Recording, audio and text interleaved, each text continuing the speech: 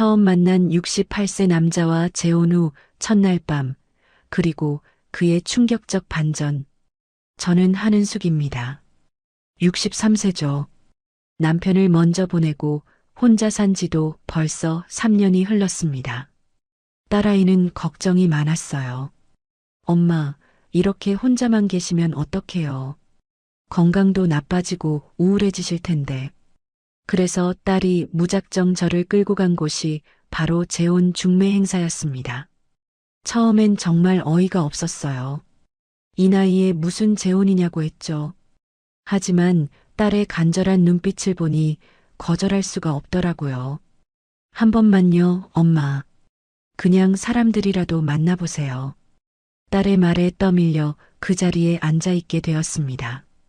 그런데 그 행사장에서 한 남자를 만났어요. 박준호라는 분이었습니다. 68세, 전직 경찰관이라고 하더군요. 지금은 방범 설치 일을 한다고 했어요. 첫인상은 무뚝뚝해 보였습니다. 말수도 별로 없고요. 다른 사람들은 자기 자랑을 하느라 바쁜데 준호 씨는 조용히 앉아서 저를 바라보고 있었어요. 그러다가 갑자기 한마디 하더군요. 혼자 사는 게 제일 무섭죠. 순간 가슴이 뜨끔했습니다. 정말 그랬거든요. 무서운 줄도 모르고 살았네요. 제가 그렇게 답했어요. 준호 씨가 조용히 웃으며 말했습니다. 아, 그럼 용감한 분이시네요. 전 매일 무서워요. 혼자 집에 들어가는 게 말이죠. 그 말에 왜 그렇게 마음이 울렸는지 모르겠어요. 3년 동안 혼자 버텨왔지만 사실 저도 무서웠거든요. 밤마다 이상한 소리가 들릴 때마다 문고리가 돌아가는 소리에도 깜짝깜짝 놀라곤 했으니까요. 그럼 같이 무서워할까요? 준호 씨가 갑자기 그런 말을 했어요. 농담인 줄 알았는데 표정이 진지하더라고요. 진짜로요? 제가 되물었죠. 네, 진짜로요. 혼자보다는 둘이 나으니까요. 그렇게 우리는 그날 바로 재혼 서류를 작성했습니다. 주변 사람들이 미쳤다고 했어요. 하루 만에 재혼을 결정하다니요. 딸도 깜짝 놀랐습니다. 엄마, 너무 성급한 거 아니에요?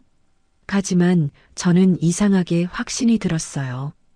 준호 씨 집으로 가는 길에 마음이 콩닥콩닥 뛰었습니다. 이런 기분이 언제 이후였나 싶더라고요. 20대에 첫 결혼할 때도 이렇게 설레지는 않았던 것 같아요. 나이가 들어서 그런지 모든 감정이 더 선명하게 느껴졌습니다. 집에 도착하니 준호 씨가 촛불을 켜놓고 있었어요. 전기가 나갔나요? 물어보니 아니요. 그냥 분위기 내려고요라고 하더군요. 정말 로맨틱한 사람이었어요.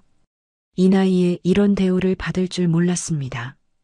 저녁을 먹고 나서 서로 어색하게 앉아 있었어요.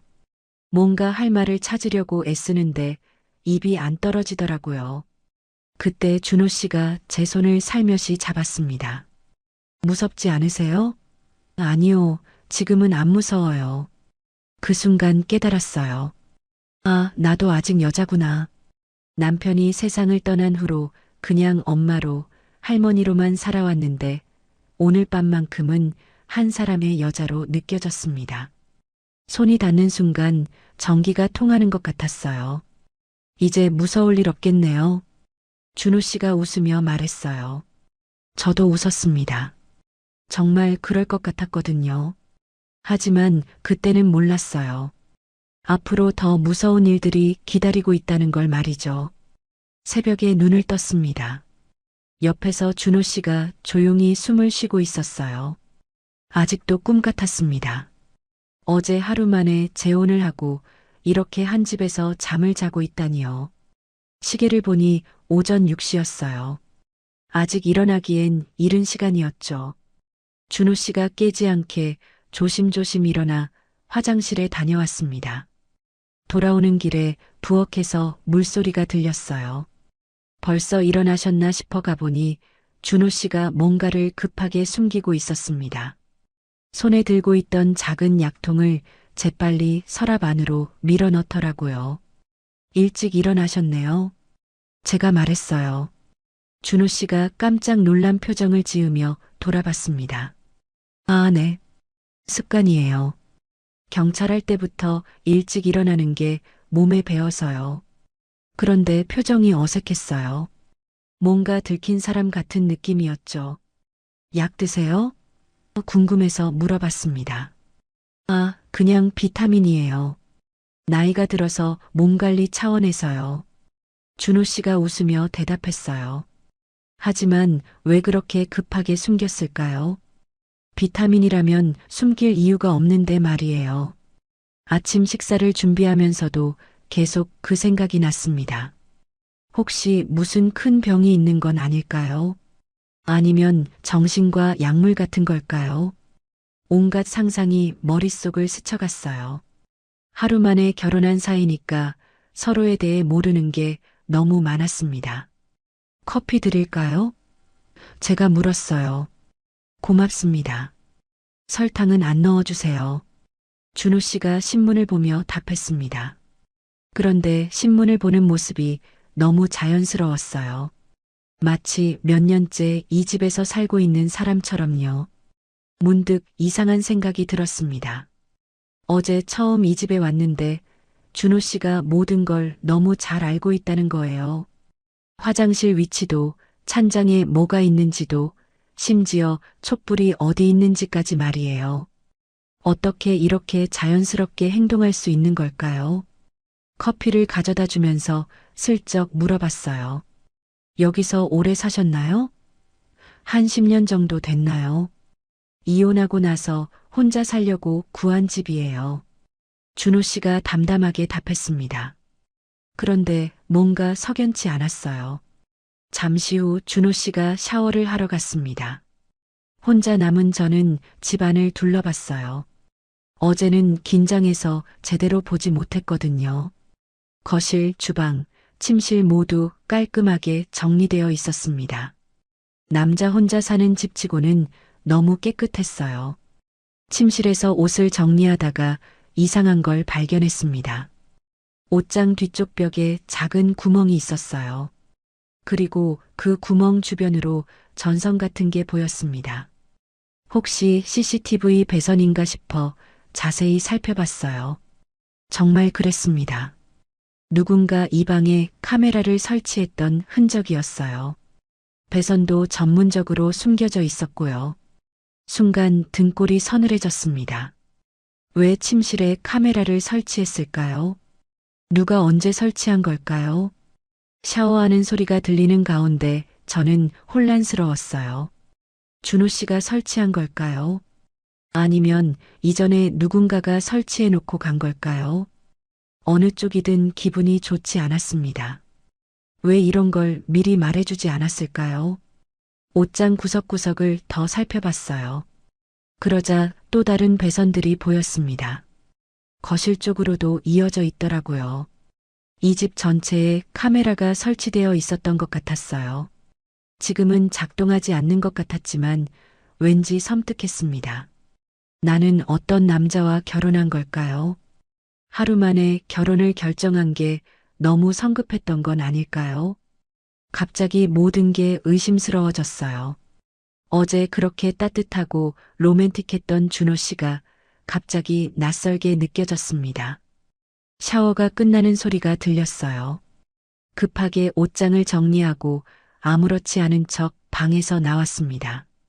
준호 씨가 수건으로 머리를 말리며 나왔어요. 뭐 하셨어요? 옷 정리하고 있었어요. 그때 준호 씨가 묘한 미소를 지었습니다. 뭔가 알고 있는 듯한 그런 표정이었어요. 집이 마음에 드세요? 네, 깨끗하고 좋네요. 제가 어색하게 웃으며 답했어요. 그럼 다행이네요. 앞으로 계속 여기서 지내실 텐데요. 그 말이 왜 그렇게 위협적으로 들렸을까요? 분명 평범한 말인데 뭔가 다른 의미가 숨어 있는 것 같았어요. 준호 씨의 눈빛도 어제와 달라 보였습니다. 더 날카롭고 계산적인 느낌이었어요. 점심때까지도 그 생각을 떨칠 수가 없었어요. 준호 씨는 자연스럽게 행동했지만 저는 계속 의심의 눈으로 바라보게 되었습니다. 약통, CCTV 배선, 그리고 그 묘한 미소까지 모든 게 퍼즐처럼 얽혀 있는 것 같았어요. 오늘 도자기 공방 보러 가신다고 하셨죠?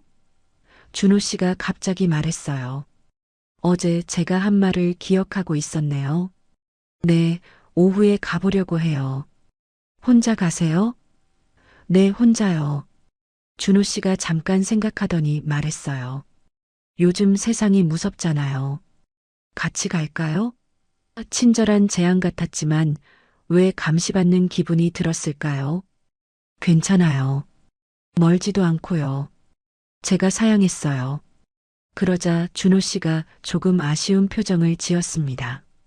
그래요? 그럼 조심히 다녀오세요. 혹시 모르니 제 전화번호 꼭 저장해 두시고요.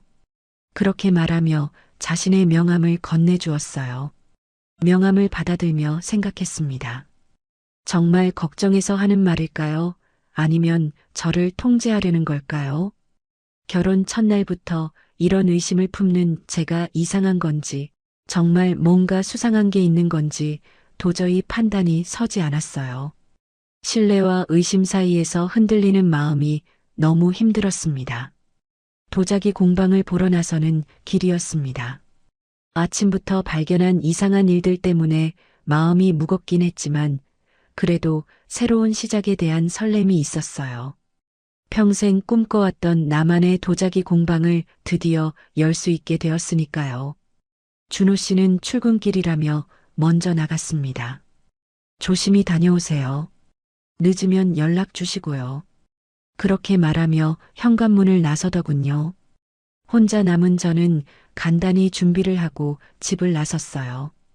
공방으로 가는 길에 부동산 중개소를 들렀습니다. 며칠 전에 예약해둔 곳이 있었거든요.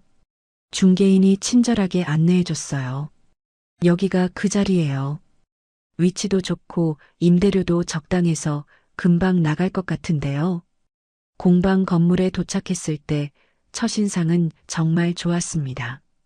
2층 건물의 1층이었고 채광도 훌륭했어요. 넓은 창문으로 햇빛이 쏟아져 들어오는 모습을 보니 벌써 그림이 그려졌습니다. 여기서 흙을 만지고 도자기를 빚는 모습 말이에요. 어떠세요? 마음에 드시죠? 중개인이 물었어요. 네, 정말 좋네요. 계약하겠습니다. 망설일 이유가 없었어요. 조건도 좋았고 위치도 제가 원하던 곳이었거든요.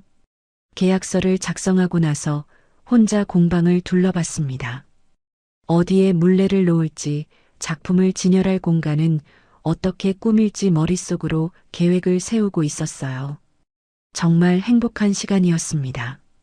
그런데 나올 때 이상한 걸 발견했어요. 현관 문고리에 긴 머리카락 한 가닥이 걸려 있었습니다. 제 머리카락이 아니었어요. 색깔도 다르고 길이도 훨씬 길었거든요. 갈색 머리카락이었는데 웨이브가 있었어요.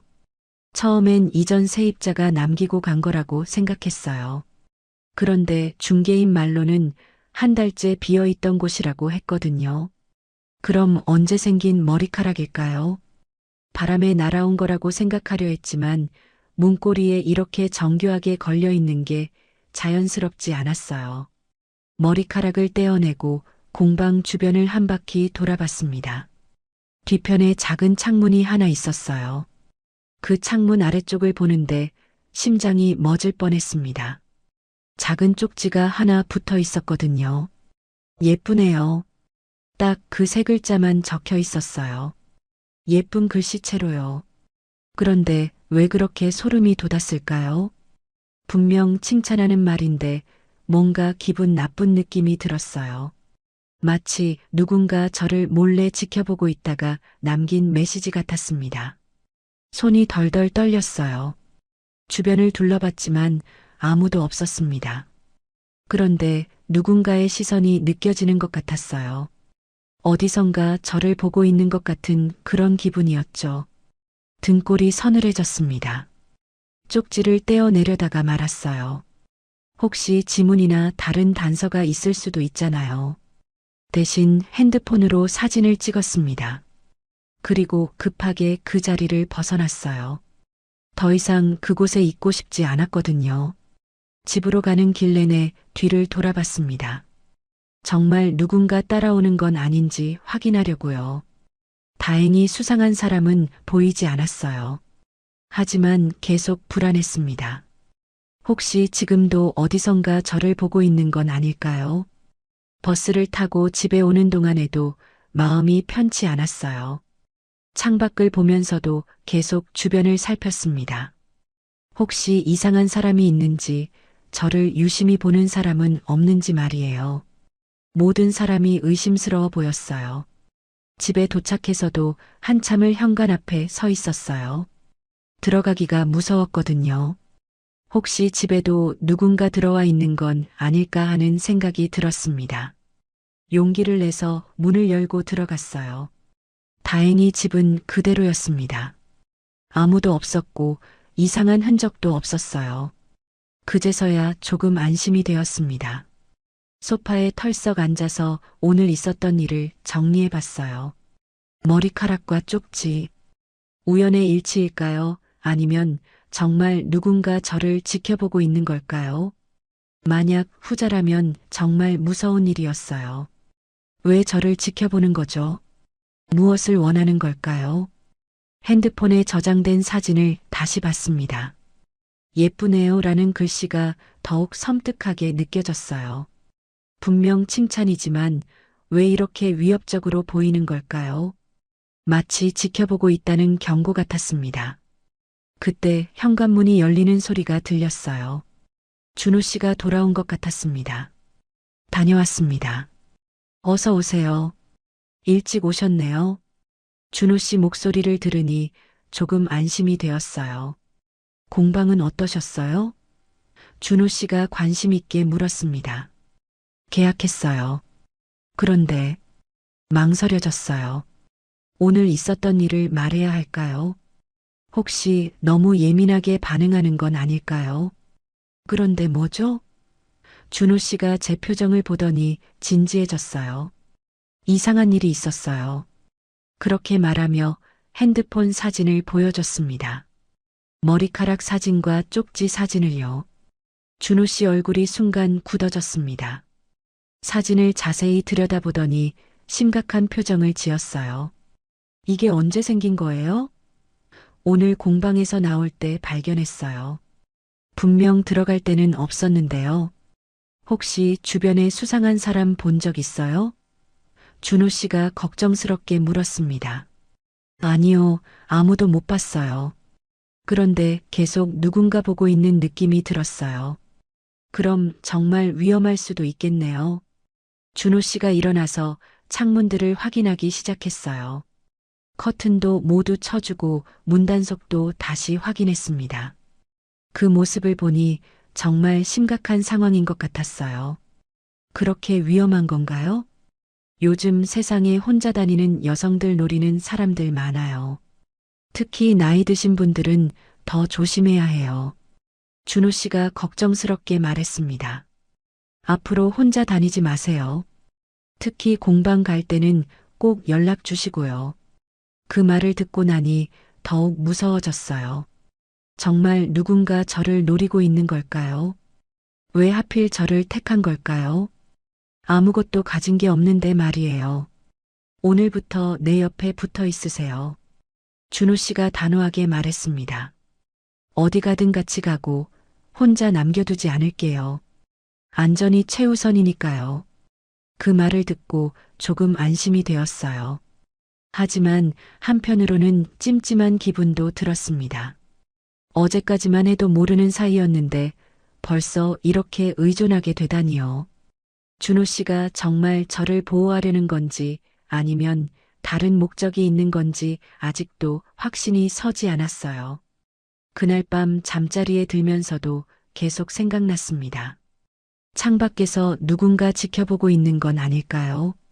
작은 소리에도 깜짝깜짝 놀라게 되었어요.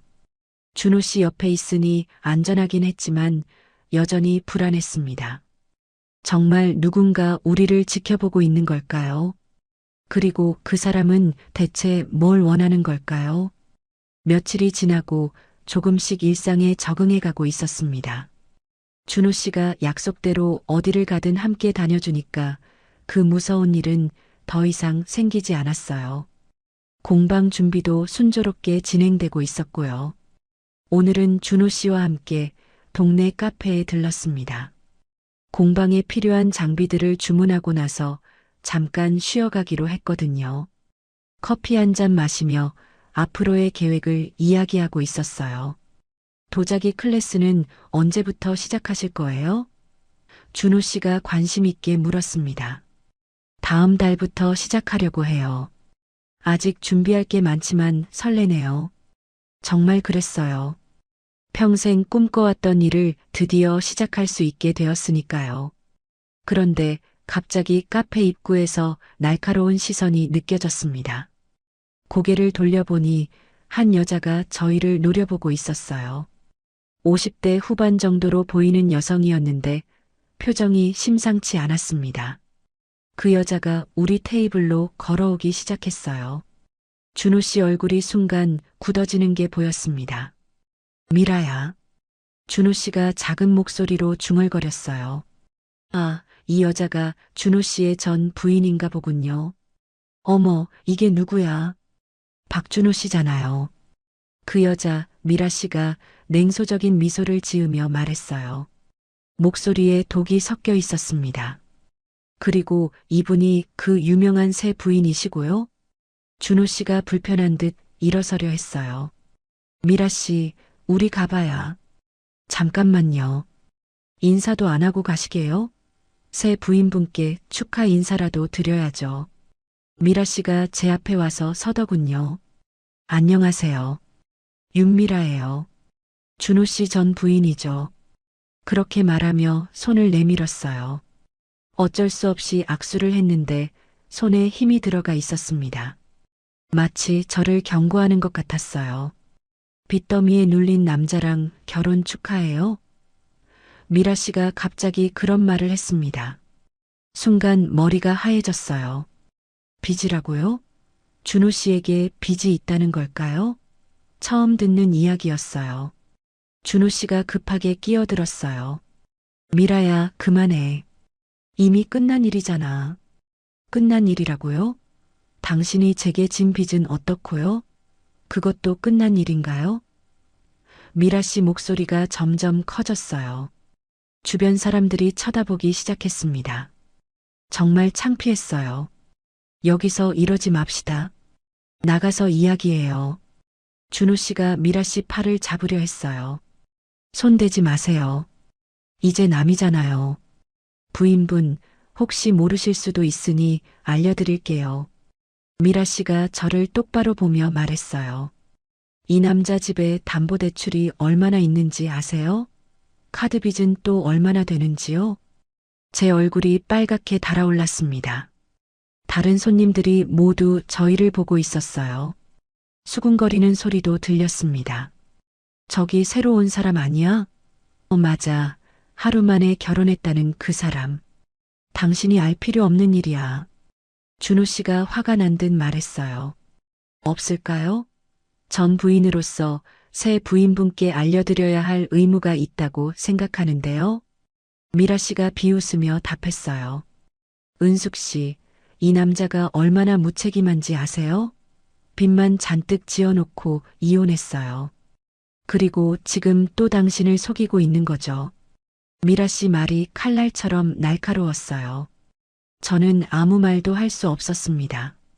너무 갑작스럽고 충격적인 일이었거든요.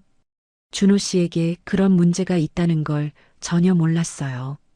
하루 만에 결혼하면서 서로에 대해 제대로 알지도 못했던 거죠. 가자. 더 이상 들을 필요 없어. 준호 씨가 제 손을 잡았어요. 하지만 저는 그 손을 뿌리쳤습니다. 잠깐만요. 이게 사실인가요? 준호 씨를 똑바로 보며 물었어요. 준호 씨가 말을 못하고 있었어요. 그 침묵이 답이었습니다. 정말 빚이 있다는 게 사실이었나 봐요. 그럼 저는 정말 속은 건가요? 가슴이 답답해졌어요. 보세요. 할 말이 없잖아요. 미라 씨가 승리한 듯 웃었어요. 은숙 씨, 늦지 않았어요. 지금이라도 정신 차리세요. 이 남자한테 속으면 안 돼요. 그때 뒤에서 수군거리는 소리가 들렸어요. 역시 돈 보고 한 거 아니야?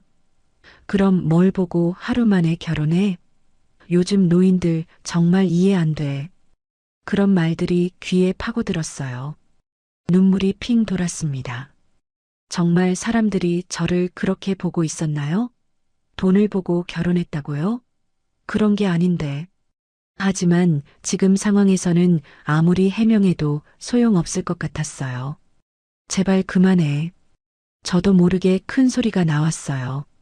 카페 안이 조용해졌습니다.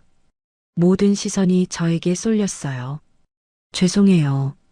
그렇게 말하고 카페를 뛰쳐나왔습니다. 밖에 나와서 한참을 울었어요. 준호 씨가 쫓아와서 제 어깨에 손을 얹었습니다. 은숙 씨, 설명할게요. 뭘 설명해요? 거짓말하신 거잖아요. 준호 씨 손을 다시 뿌리쳤어요. 거짓말한 게 아니라 말할 때가 아니었어요. 언제가 말할 때예요? 결혼하고 나서요? 아니면 빚쟁이들이 찾아오고 나서요? 화가 났어요. 정말 화가 났습니다. 경찰이라면서 부정사건에 연루되어서 변호사비가 많이 들어갔어요. 무고한 일이었지만 해결하는데 돈이 너무 많이. 준호 씨가 설명하려 했지만 듣고 싶지 않았어요. 그럼 미라 씨 말이 다 사실이네요. 저는 실망감에 고개를 저었어요. 은숙 씨, 제 마음은 진짜예요. 돈 때문에 결혼한 게 절대 아니에요. 준호 씨가 간절하게 말했지만 믿어지지 않았어요. 집으로 돌아가는 길에 동네 사람들 시선이 따가웠습니다. 벌써 소문이 퍼진 것 같았어요. 편의점 아주머니, 약국 아저씨, 심지어 아이들까지 저를 이상하게 쳐다봤어요. 저 사람 돈 많다고 하루 만에 결혼한 사람 아니야? 나이 먹어서 판단력이 떨어진 거지. 불쌍해라, 완전 속은 거네. 그런 말들이 바람을 타고 들려왔어요. 집에 들어가서 거울을 봤습니다. 빨갛게 부은 눈, 초췌한 얼굴. 이게 재혼한 지 일주일도 안 된 신부의 모습인가요? 너무 초라했어요. 내가 또 잘못 선택한 걸까요? 첫 번째 결혼도 쉽지 않았어요. 시댁의 차가운 시선, 경제적 어려움, 그리고 남편의 병까지. 그래도 그때는 사랑이라도 있었는데 이번엔 뭐가 있나요? 하루 만에 쌓은 감정일 뿐이었어요. 소파에 앉아서 한참을 생각했습니다. 정말 이대로 계속 살아야 하나요? 동네 사람들 시선 받으며 준호 씨가 숨기고 있는 게 또 뭐가 있을지 모르면서요. 그리고 그 무서운 스토커까지. 준호 씨가 조심스럽게 들어왔어요. 은숙 씨, 지금은 혼자 있고 싶어요. 저는 방으로 들어가 버렸습니다. 문을 닫고 침대에 누워서 또 눈물을 흘렸어요. 창밖을 보니 어둠이 내리고 있었습니다. 어제까지만 해도 준호 씨와 함께 있으면 안전하다고 생각했는데 이제는 그조차 확신이 서지 않았어요. 이 사람을 정말 믿어도 되는 걸까요? 미라 씨 말이 계속 맴돌았어요. 빚더미에 눌린 남자, 무책임한 남자, 속이고 있는 남자. 정말 그런 걸까요? 아니면 질투심에 하는 말일까요? 판단이 서지 않았어요. 결혼이라는 게 이렇게 복잡한 건가요? 첫 번째, 결혼할 때는 몰랐던 일들이 나이가 들어서 다시 결혼하니까 더 복잡하게 느껴졌어요. 각자의 과거, 전 배우자, 경제적 문제까지. 그날 밤 잠을 이루지 못했습니다. 내가 또 잘못 선택한 걸까 하는 생각만 계속 들었어요. 미라 씨와의 만남 이후 며칠 동안 준호 씨와 저 사이에는 어색한 기류가 흘렀습니다. 저는 여전히 상처받은 마음을 추스르지 못하고 있었고 준호 씨는 어떻게 해야 할지 몰라 하는 것 같았어요. 그러던 어느 날 아침 준호 씨가 조심스럽게 말을 꺼냈습니다. 은숙 씨, 오늘 시장이라도 같이 갈까요? 집에만 있으시면 답답하실 것 같아서요. 솔직히 나가고 싶지 않았어요. 동네 사람들 시선이 부담스러웠거든요. 괜찮아요. 집에 있을게요. 제가 거절하자 준호 씨가 아쉬운 표정을 지었어요. 혼자 계시면 안 돼요. 그 일도 있었고, 제가 지켜드려야죠. 그렇게 말하는 준호 씨 목소리에는 진정성이 느껴졌어요. 결국 함께 나가기로 했습니다. 준비를 하면서도 마음이 무겁긴 했지만 계속 집에만 있을 수는 없잖아요. 준호 씨가 제 코트를 들고 입혀주며 말했어요. 추운데 따뜻하게 입으세요. 시장으로 가는 길에 준호 씨는 제 한쪽 팔을 자연스럽게 끼고 걸었습니다. 처음엔 어색했지만 점점 안정감이 들었어요. 사람들이 쳐다봐도 준호 씨가 옆에 있으니 덜 부담스러웠습니다. 뭐 사실 거 있어요? 준호 씨가 물었어요. 도자기 수업에 쓸 앞치마 좀 사려고 했어요. 그럼 천 파는 곳으로 가볼까요? 제가 알고 있는 곳이 있어요. 시장에 도착하니 사람들이 북적거렸어요. 혹시나 아는 사람들을 마주칠까봐 걱정했는데 다행히 멀리서 오는 사람들이 많아서 그런 일은 없었어요. 준호 씨가 제 손을 꼭 잡고 사람들 사이를 헤쳐나갔습니다. 청가게에서 예쁜 패턴의 원단들을 구경하고 있는데 준호 씨가 세심하게 도와줬어요. 이 색깔이 은숙 씨한테 잘 어울릴 것 같은데요. 정말요? 저는 잘 모르겠어요. 믿어보세요. 제 눈은 정확해요. 그렇게 말하며 미소 짓는 준호 씨를 보니 가슴이 따뜻해졌어요. 며칠 전 미라 씨와의 일로 상처받았던 마음이 조금씩 녹는 기분이었습니다. 이 사람의 진심을 믿어봐도 될까요? 사과 좀 사갈까요? 집에 과일이 없더라고요. 준호 씨가 과일 가게를 가리키며 말했어요. 사과를 고르는 준호 씨 모습이 정말 자연스러웠어요. 하나하나 만져보며 신선한 것들만 골라내더군요. 와, 이거 정말 달콤하겠다. 가게 아주머니가 준호 씨가 고른 사과를 보며 감탄했어요. 신랑이 고르는 눈이 좋네요. 그 말에 제 얼굴이 빨개졌어요. 아직도 신랑이라는 말이 어색했거든요. 점심때가 되자 준호 씨가 작은 식당을 찾았어요. 여기 음식이 맛있어요. 한번 드셔보세요. 정갈하게 차려진 백반상을 보니 정말 맛있어 보였어요. 준호 씨가 제 앞에 반찬들을 정성스럽게 놓아주었습니다. 입맛 없으실 텐데 억지로라도 드세요. 준호 씨가 걱정스럽게 말했어요. 정말 며칠 동안 제대로 못 먹었거든요. 마음이 복잡하면 음식이 넘어가지 않더라고요. 고마워요. 챙겨주셔서요. 식사를 하면서 준호 씨와 이런저런 이야기를 나눴어요. 동네 이야기, 날씨 이야기, 도자기 이야기까지 편안한 대화였어요. 이런 평범한 일상이 이렇게 소중할 줄 몰랐습니다. 은숙 씨, 미라 일로 많이 상처받으셨죠? 준호 씨가 조심스럽게 물었어요. 상처받긴 했지만 이해해요. 갑자기 나타난 저 때문에 불편하셨을 거예요. 아니에요. 미라가 잘못한 거예요. 그래도 제가 미리 말씀드렸어야 했는데 죄송해요. 준호 씨가 고개를 숙였어요. 진심으로 미안해하는 것 같았어요. 이제라도 알았으니까 됐어요. 앞으로는 서로 솔직하게 이야기해요. 집으로 돌아오는 길에 준호 씨가 갑자기 멈춰 섰어요. 뭔가 이상해요. 주변을 살피더니 제 손을 꼭 잡았습니다. 빨리 가요. 무슨 일인지 몰랐지만 준호 씨 표정이 심각해서 따라갔어요. 집에 도착해서야 안심이 되었습니다. 뭐가 이상했어요? 그냥 누군가 따라오는 것 같았어요. 착각일 수도 있지만요. 또 그 일인가요? 정말 누군가 저희를 지켜보고 있는 걸까요? 저녁 준비를 하면서도 준호 씨는 계속 창밖을 확인했어요. 정말 불안한 것 같았습니다. 제가 도울까요? 아니에요. 앉아 계세요. 제가 할게요. 준호 씨가 익숙하게 요리를 시작했어요. 요리하는 준호 씨를 지켜보는데 뭔가 이상한 게 보였어요. 셔츠 소매를 걷어올린 팔에 깊은 상처 자국이 있었습니다. 그리고 셔츠 틈새로 가슴 부분에도 큰 흉터가 보였어요.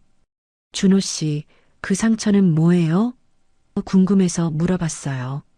준호 씨가 순간 움찔하더니 소매를 내려서 상처를 가렸습니다. 아, 이거요? 경찰일 때 좀. 말을 흐리며 대충 넘어가려 했어요.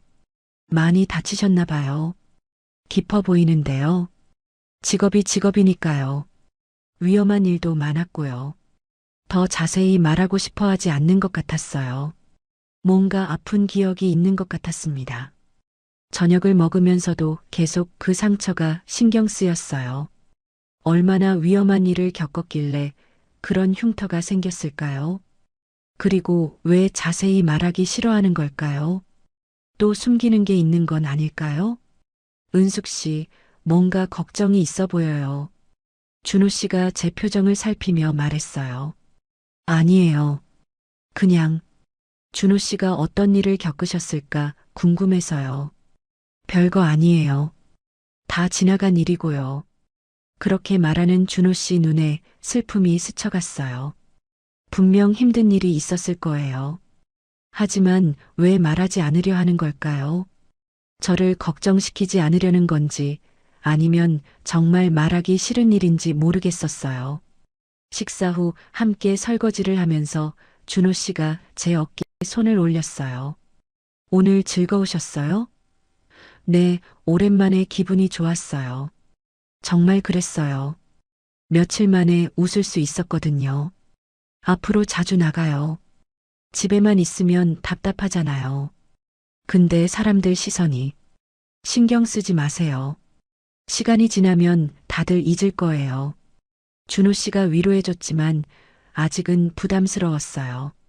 밤이 되어 잠자리에 들 준비를 하는데 준호 씨가 셔츠를 갈아입는 모습을 봤어요. 등에도 큰 흉터가 있었습니다. 정말 많이 다쳤구나 싶었어요. 얼마나 아팠을까요? 준호 씨, 네, 아파요? 갑자기 그런 말이 나왔어요. 준호 씨가 놀란 표정으로 저를 봤습니다.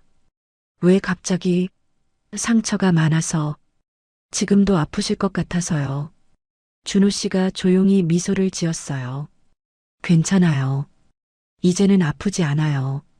하지만 그 미소 뒤에 숨겨진 아픔이 느껴졌어요. 이 사람도 많은 상처를 안고 살아가고 있구나 싶었습니다. 침대에 누워서 오늘 하루를 되돌아봤어요. 처음엔 나가기 싫었는데 준호 씨와 함께 시간을 보내니 마음이 많이 편해졌어요. 이 사람의 세심함과 따뜻함을 다시 느낄 수 있었고요. 하지만 한편으로는 여전히 불안했어요. 흉터의 정체, 말하지 않으려는 과거, 그리고 계속 느껴지는 누군가의 시선까지 모든 게 수수께끼 같았어요. 준호 씨를 사랑하는 걸까요? 아직은 확신할 수 없었어요. 설렘과 불안이 동시에 존재하는 이상한 감정이었습니다. 하지만 적어도 오늘만큼은 행복했어요. 이런 평범한 일상이 계속되었으면 좋겠다고 생각했습니다. 평범한 목요일 아침이었습니다. 준호 씨가 평소처럼 일찍 일어나서 아침 준비를 하고 있었어요. 커피 내리는 소리, 신문 넘기는 소리까지 모든 게 평상시와 똑같았습니다. 오늘도 공방에 가시죠?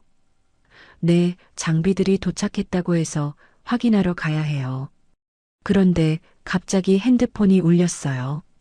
이른 시간인데 누구일까 싶어서 준호 씨 표정을 봤는데 순간 굳어지더군요. 지금요? 알겠습니다. 바로 가겠습니다.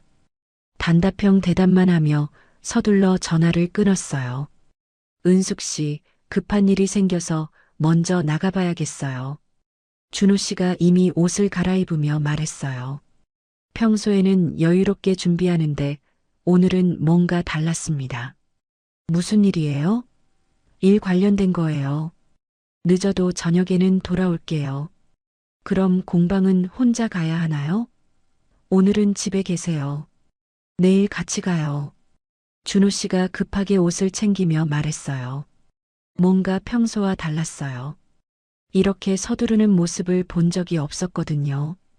정말 괜찮은 거죠? 한 번 더 확인했지만 준호 씨는 이미 현관으로 향하고 있었어요. 걱정 마세요. 금방 돌아올게요. 그렇게 말하고는 급하게 나가버렸습니다. 혼자 남은 집은 갑자기 적막해졌어요. 시간이 지나도 준호 씨에게서 연락이 오지 않았어요. 평소에는 자주 안부를 물어보는 분인데 이상했습니다.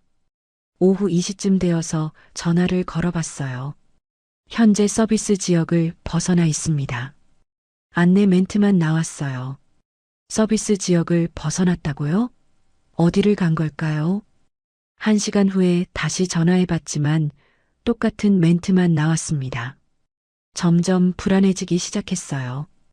혹시 무슨 사고가 난 건 아닐까요? 저녁 시간이 되어도 소식이 없었어요. 준비해놓은 저녁을 혼자 먹으려니 입맛이 없었습니다. 밤 9시, 10시가 지나도 연락이 없었어요. 이제 정말 걱정이 되기 시작했습니다. 그날 밤은 잠을 이루지 못했습니다. 새벽까지 뒤척이다가 겨우 잠들었어요. 다음 날 아침 눈을 떠도 준호 씨는 없었어요. 침대 한쪽이 그대로 비어있는 모습을 보니 현실감이 들었습니다. 전화를 다시 걸어봤지만 여전히 서비스 지역 밖이라고 나왔어요. 공방에라도 가봐야겠다는 생각이 들었어요. 준호 씨가 혼자 가지 말라고 했지만 이런 상황에서는 어쩔 수 없잖아요. 혹시 공방에 연락이 와 있을 수도 있고요. 공방에 도착해서 열쇠로 문을 열어보는데 뭔가 이상했어요. 들어가자마자 입이 떡 벌어졌어요. 어제 정리해 놓은 물건들이 엉망으로 흩어져 있었거든요. 도자기 물레 주변에 놓아둔 박스들이 모두 뒤집어져 있었고 벽에 걸어둔 앞치마들도 바닥에 떨어져 있었어요. 분명 깔끔하게 정리하고 나왔는데 누군가 이곳을 뒤진 게 틀림없었습니다. 더 자세히 살펴보니 침입의 흔적이 뚜렷했어요. 제가 정리해 놓은 서랍들이 모두 열려 있고 안에 있던 서류들까지 바닥에 흩어져 있었습니다. 그런데 이상한 건 물건을 훔쳐간 것 같지는 않았어요. 뭔가를 찾았던 것 같았습니다. 뒤쪽 창문을 확인해 보니 더욱 충격적이었어요. 창문 잠금 장치가 완전히 부서져 있었고 유리창에는 균열이 가 있었습니다. 온몸에 소름이 돋았어요. 누가 이런 일을 했을까요? 그리고 왜 하필 준호 씨가 사라진 지금일까요? 급하게 경찰서에 신고했어요. 침입 신고입니다. 경찰이 와서 현장을 확인하고 조서를 받았어요. 최근에 누군가와 갈등이 있었나요? 특별히 없었는데. CCTV는 없나요? 아직 설치 전이에요. 경찰이 간 후 혼자 공방에 앉아 있으니 무서웠어요. 여기도 안전하지 않구나 싶었습니다. 준호 씨가 없으니 의지할 곳이 없었어요. 집으로 돌아오는 길에 온갖 생각이 들었어요. 준호 씨 실종과 공방 침입이 같은 시기에 일어난 게 우연일까요? 혹시 준호 씨가 무슨 위험한 일에 연루된 건 아닐까요? 미라 씨 말이 자꾸 생각났어요. 빚더미에 눌린 남자라고 했던 말들이요. 혹시 빚 때문에 도망간 건 아닐까요? 아니면 정말 위험한 사람들에게 쫓기는 걸까요? 집에 들어와서도 계속 전화를 걸어봤지만 소용없었어요. 벌써 이틀째 연락이 안 되고 있었습니다. 이제 정말 포기해야 하나 싶었어요. 소파에 앉아서 눈물이 났어요. 믿은 내가 바보였나 봅니다. 하루 만에 결혼한 것부터가 말이 안 되는 일이었는데 왜 그렇게 쉽게 믿었을까요? 첫 번째 남편을 잃었을 때도 힘들었지만 이번엔 다른 의미로 힘들었어요. 배신감이 컸어요. 사랑한다고 했잖아요. 지켜주겠다고 했잖아요. 그런데 왜 아무 말 없이 사라진 걸까요? 연락 한 통화 없이 이렇게 떠날 수 있는 건가요? 밤이 되어도 돌아오지 않았어요. 이제 셋째 날이 되는 거였습니다. 빈집에 혼자 있으니 모든 소리가 무섭게 들렸어요. 바람 소리, 계단 소리, 문 열리는 소리까지. 창문마다 커튼을 쳐놓고 문단속도 여러 번 확인했어요. 하지만 안전하다는 느낌이 들지 않았습니다. 준호 씨가 없으니 누가 저를 지켜줄까요? 그때 정말 깨달았어요. 제가 준호 씨에게 얼마나 의존하고 있었는지 말이에요. 겨우 몇 주 사이에 이렇게 의존하게 된 제 자신이 한심하게 느껴졌어요. 핸드폰을 보며 또 전화를 걸어봤어요. 혹시나 하는 마음으로요. 하지만 역시나 서비스 지역을 벗어나 있습니다라는 차갑고 기계적인 목소리만 들렸습니다. 정말 끝인가? 혼자 중얼거리며 핸드폰을 내려놓았어요. 더 이상 기다리는 게 의미가 있을까 싶었습니다. 이제 현실을 받아들여야 할 때인 것 같았어요. 첫 번째 남편을 떠나보낼 때는 죽음이라는 어쩔 수 없는 이별이었어요. 하지만 이번엔 선택에 의한 이별 같았습니다. 그래서 더 아팠어요. 내가 부족해서 떠난 건가 하는 생각까지 들었거든요. 혼자 남은 집에서 앞으로 어떻게 살아야 할지 막막했습니다. 넷째 날 아침 더 이상 기다릴 수도 없어서 이혼 서류를 준비하려고 했어요. 어차피 끝난 관계라면 정리해야겠다 싶었거든요. 그런데 바로 그때 전화벨이 울렸습니다. 모르는 번호였어요. 요즘 같은 때에 누가 전화할까 싶어서 받지 않으려다가 혹시나 하는 마음에 받았어요. 여보세요? 박준호 환자 보호자이신가요? 순간 온몸이 얼어붙었습니다. 네, 맞는데요. 목소리가 떨렸어요. 남편분이 응급실에 계십니다. 빨리 오세요. 응급실이라고요? 머리가 하얘졌어요. 무슨 일이에요? 자세한 건 오셔서 설명드릴게요. 서울대병원 응급실입니다. 전화를 끊고 급하게 옷을 챙겼어요. 손이 너무 떨려서 단추를 제대로 끼우지도 못했습니다. 지난 며칠 동안 원망했던 마음이 순식간에 걱정으로 바뀌었어요. 죽으면 안 돼, 죽으면 안 돼. 택시를 타고 병원으로 향하는 길이 너무 길게 느껴졌어요. 준호 씨가 어떤 상태인지, 얼마나 다쳤는지 아무것도 모르니까 온갖 상상이 머릿속을 스쳐갔습니다. 혹시 사고라도 난 건가요? 병원에 도착해서 응급실로 뛰어갔어요. 박준호 환자 보호자인데요. 잠시만 기다리세요. 간호사가 의사를 불러왔어요. 의사 선생님 표정이 심각했습니다. 준호 씨가 어떻게 된 건가요? 일단 생명에는 지장이 없습니다. 하지만 흉부 타박상이 심하고 기존에 앓고 계신 병 때문에 상태가 좋지 않아요. 기존에 앓고 있던 병이라고요? 처음 듣는 말이었어요. 무슨 병이에요? 심장질환과 폐암 말입니다. 보호자분이 모르시나요? 순간 다리에 힘이 빠졌어요. 심장질환에 폐암이라니요. 언제부터 앓고 있었던 거죠? 왜 말하지 않았을까요? 언제부터 앓고 계신 거예요? 의무 기록을 보니 1년 전부터 치료받고 계시네요. 항암 치료도 받으시고요. 1년 전부터라고요? 그럼 저와 결혼할 때도 이미 알고 있었던 거네요. 지금 상태는 어떤가요? 흉부 타박상 때문에 호흡이 좀 어렵지만 안정화되고 있어요. 다만 기존 질환 때문에 회복이 더딜 수 있습니다. 선생님 말이 끝나기도 전에 준호 씨가 있는 응급실 침대로 달려갔어요. 산소 마스크를 쓰고 누워있는 준호 씨를 보는 순간 눈물이 쏟아졌습니다. 얼굴이 창백하고 왼쪽 가슴 부위에 큰 붕대가 감겨 있었어요. 이렇게 아픈 사람이었구나.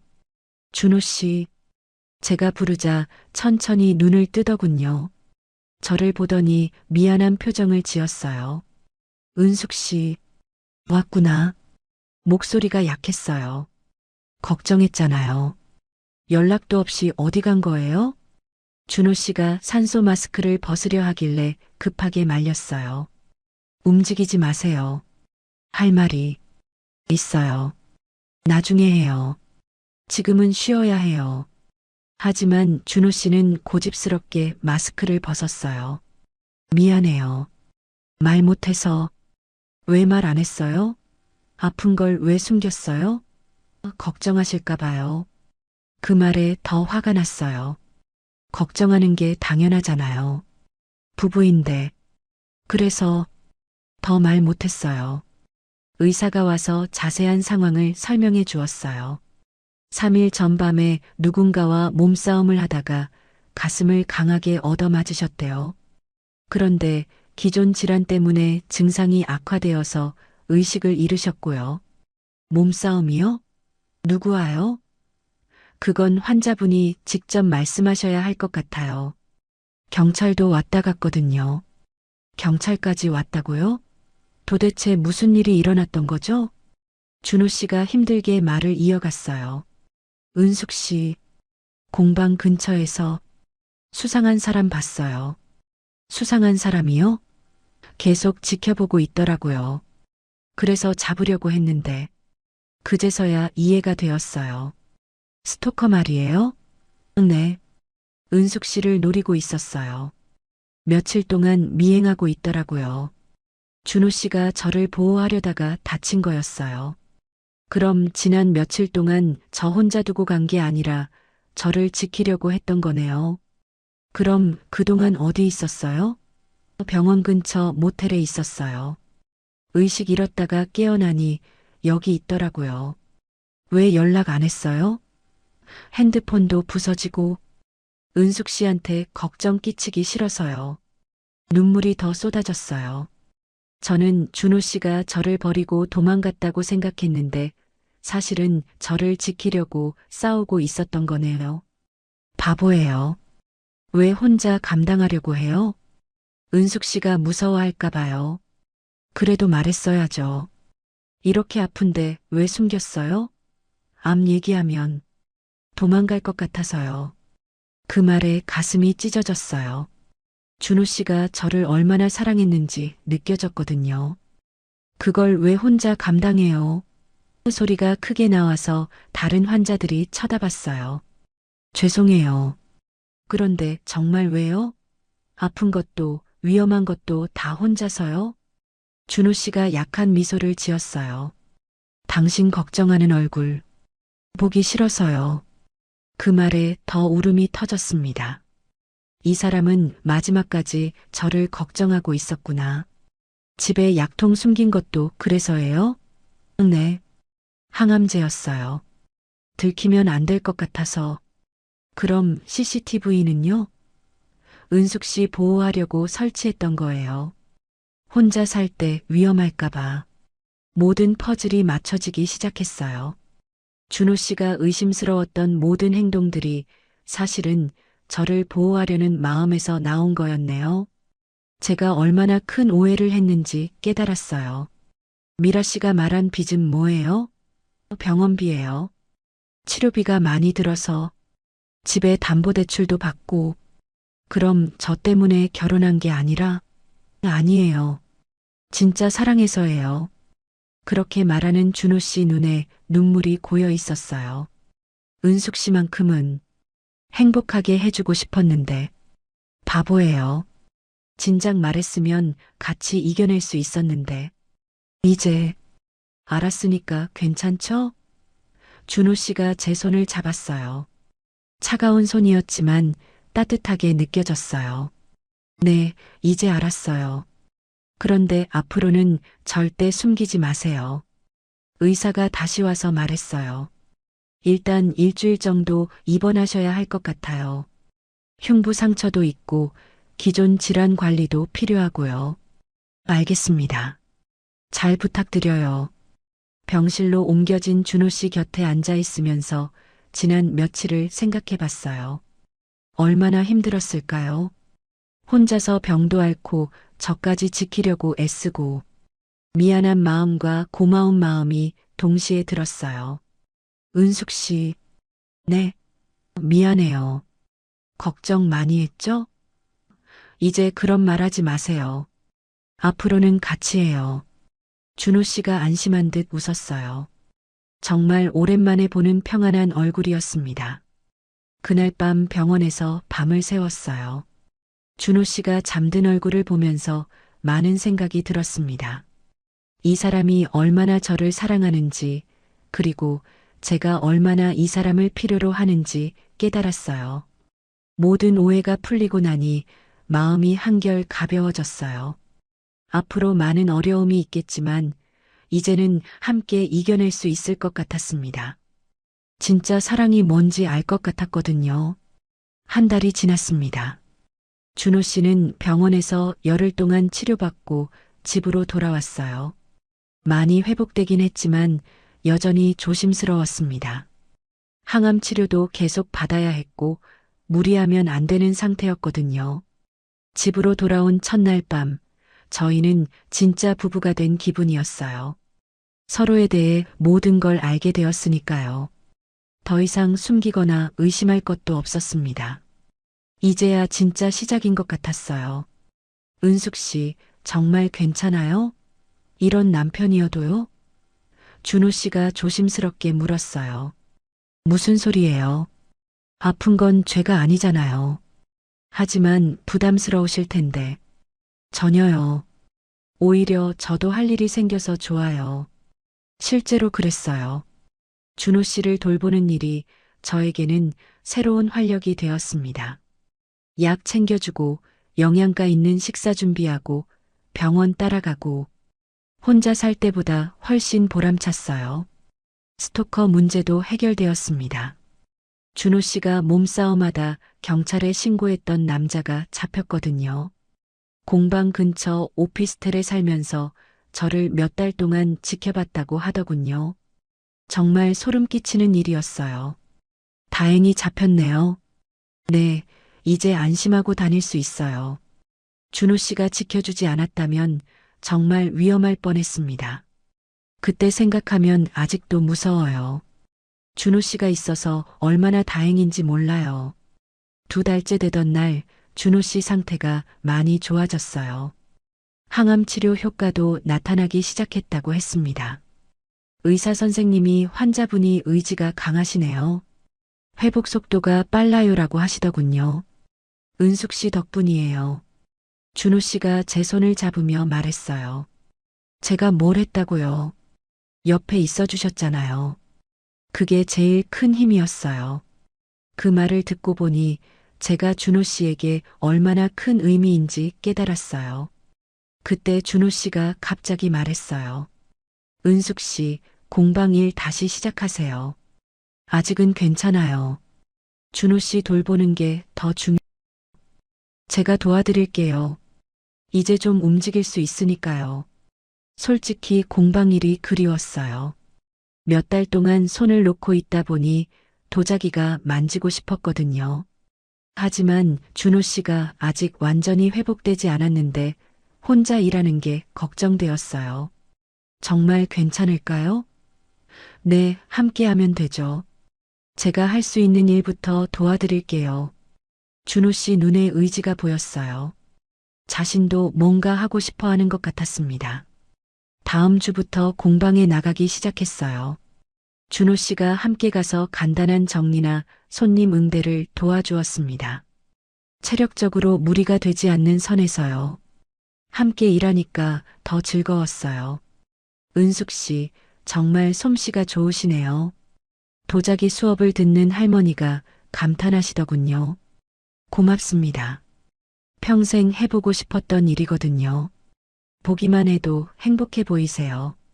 정말 그랬어요. 흙을 만지고 모양을 빚는 동안에는 모든 걱정이 사라졌습니다. 준호 씨도 제가 일하는 모습을 보며 흐뭇해했어요. 은숙 씨가 제일 예쁠 때가 일할 때예요. 어느 날 수업이 끝나고 준호 씨가 말했어요. 바다 보러 갈까요? 갑작스러운 제안이었지만 좋았어요. 요즘 계속 실내에만 있었으니까 바깥 공기를 쐬는 것도 좋겠다 싶었거든요. 차로 1시간 정도 가서 해변가에 도착했어요. 11월이라 쌀쌀했지만 바다 내음이 상쾌했습니다. 사람들도 별로 없어서 조용했고요. 준호 씨와 함께 벤치에 앉았어요. 오랜만에 바다 보니까 좋네요. 네, 마음이 시원해져요. 파도 소리를 들으며 가만히 앉아 있으니 평온했습니다. 지난 몇 달 동안 정말 많은 일이 있었는데 이제는 모든 게 정리된 기분이었어요. 은숙 씨, 네. 준호 씨가 저를 보며 진지한 표정을 지었어요. 처음 만났을 때로 돌아가고 싶어요. 왜요? 지금이 좋은데요. 그때는 서로에 대해 제대로 몰랐잖아요. 준호 씨 말이 맞았어요. 하루 만에 결혼했을 때는 서로가 어떤 사람인지 제대로 알지 못했습니다. 그래서 오해도 생기고 힘들었던 거죠. 지금은 모든 걸 알고 있으니까 완전히 다르죠. 이제 제대로 시작해요. 첫날은 이미 지나갔지만 준호 씨가 제 손을 잡으며 말했어요. 그 손이 따뜻했어요. 병원에서 만졌을 때보다 훨씬 따뜻하고 힘이 있었습니다. 네. 우리 첫 인생이 시작되는 거죠. 제가 그렇게 답했어요. 정말 그런 기분이었어요. 60대의 새로운 인생을 시작하는 거죠. 늦었지만 더 깊고 진실한 사랑으로요. 은숙 씨, 사랑해요. 준호 씨가 바다를 보며 말했어요. 저도 사랑해요. 첫 번째로 하는 진짜 고백이었습니다. 처음 만났을 때는 설렘이었다면 이제는 깊은 사랑이었어요. 바닷바람이 불어와서 제 머리를 흩날렸어요. 준호 씨가 다정하게 정리해 주었습니다. 추우시죠? 아니에요. 시원해서 좋아요. 실제로 추위보다는 상쾌함이 더 컸어요. 앞으로도 이런 날이 많았으면 좋겠어요. 준호 씨가 말했어요. 네, 저도요. 평범하지만 행복한 날들이요. 평범한 게 제일 어려운 것 같아요. 맞아요.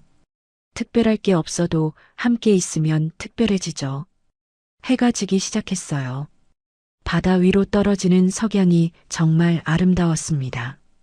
준호 씨와 함께 보니까 더 감동적이었어요. 우와, 정말 예쁘다. 은숙 씨가 더 예쁘죠. 또 그런 말씀하시네. 부끄러워서 웃었어요.